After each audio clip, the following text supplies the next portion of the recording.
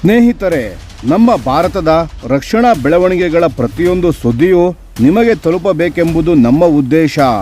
ನಿಮ್ಮ ಒಂದು ಸಬ್ಸ್ಕ್ರೈಬ್ ನಮಗೆ ದೊಡ್ಡ ಪ್ರೋತ್ಸಾಹ. ದಯವಿಟ್ಟು ಸಬ್ಸ್ಕ್ರೈಬ್ ಮಾಡುವುದರ ಮೂಲಕ ಪ್ರೋತ್ಸಾಹ ನೀಡಿ ಎಂದು ನಿಮ್ಮಲ್ಲಿ ಕೇಳಿಕೊಳ್ಳುತ್ತೇವೆ. ನಮಸ್ಕಾರ ಗೆಳೆಯರೇ, ದೇಶ ಪ್ರೇಮಿಗಳೇ, ನಮ್ಮ ಕನ್ನಡ ಡಿಫೆನ್ಸ್ ನ್ಯೂಸ್ ಯೂಟ್ಯೂಬ್ ಚಾನಲ್ಗೆ ಸ್ವಾಗತ ನಿಮಗೆ.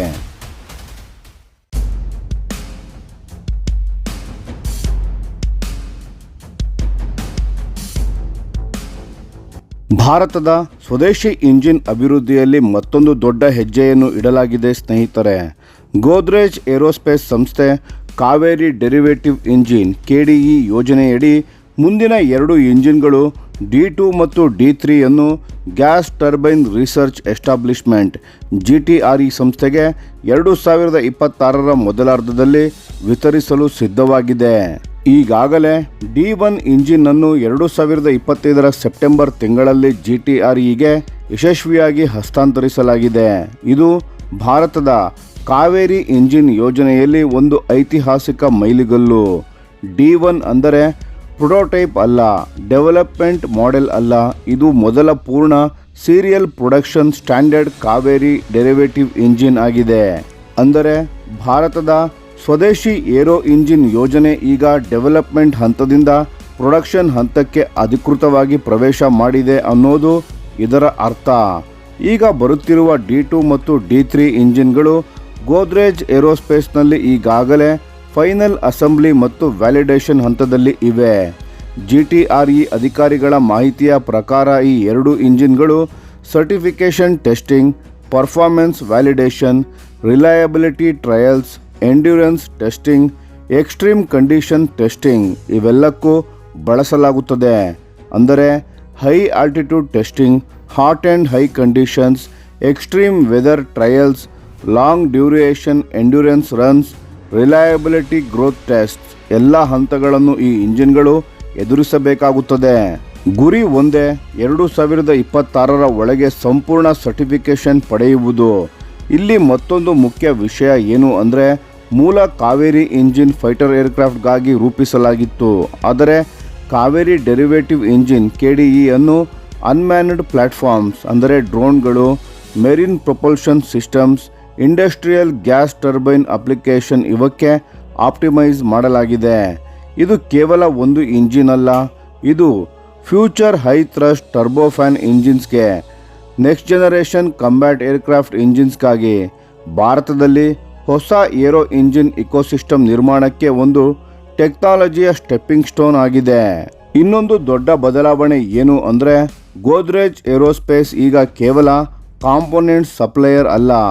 ಮೊದಲು protecting components, heart section parts, turbine components, ಈಗ full engine integration, assembly, testing, delivery, certification support ಎಲ್ಲವೂ ಅವರ ಪಾತ್ರದಲ್ಲೇ ಬರುತ್ತಿದೆ. ಅಂದರೆ ಗೋದ್ರೇಜ್ ಏರೋಸ್ಪೇಸ್ ಈಗ ಭಾರತದ ಸ್ವದೇಶಿ ಏರೋ ಇಂಜಿನ್ ಇಕೋಸಿಸ್ಟಮ್ನಲ್ಲಿ ಕೋರ್ ಇಂಡಸ್ಟ್ರಿಯಲ್ ಪಾರ್ಟ್ನರ್ ಆಗಿ ರೂಪುಗೊಂಡಿದೆ.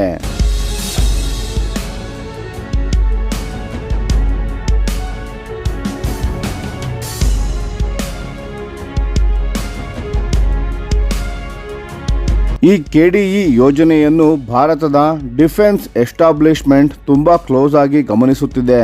ಯಾಕಂದರೆ ಇದು ಡೈರೆಕ್ಟ್ಲಿ ಸಪೋರ್ಟ್ ಮಾಡ್ತಿದೆ ಆತ್ಮನಿರ್ಭರ ಭಾರತದ vision, self reliance in aero engine technology ಹಾಗೂ ಸ್ವದೇಶಿ ಡಿಫೆನ್ಸ್ ಕೇಪಬಿಲಿಟಿ.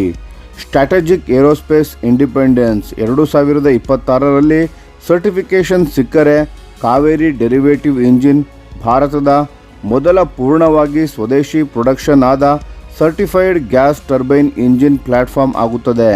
ಈಗಾಗಲೇ D1 ಇಂಜಿನ್ ಡೆಲಿವರಿ ಆಗಿದೆ.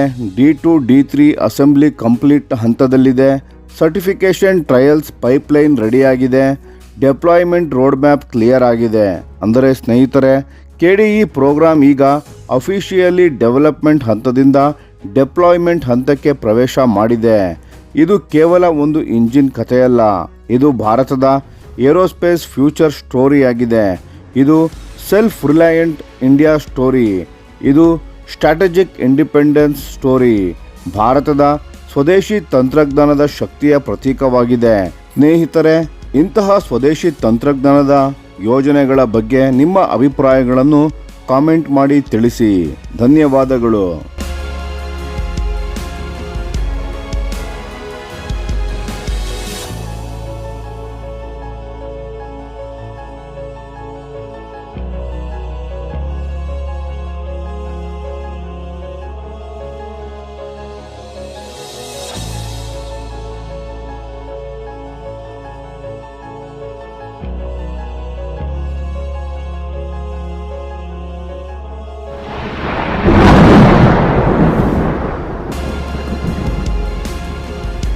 ಈ ವಿಡಿಯೋ ನಿಮಗೆ ಇಷ್ಟವಾಗಿದ್ದರೆ ಲೈಕ್ ಮಾಡಿ ಮತ್ತು ನಮ್ಮ ಚಾನೆಲ್ ಅನ್ನು ಸಬ್ಸ್ಕ್ರೈಬ್ ಮಾಡಿ ಹಾಗೂ ಬೆಲ್ ಐಕಾನ್ ಒತ್ತಿ.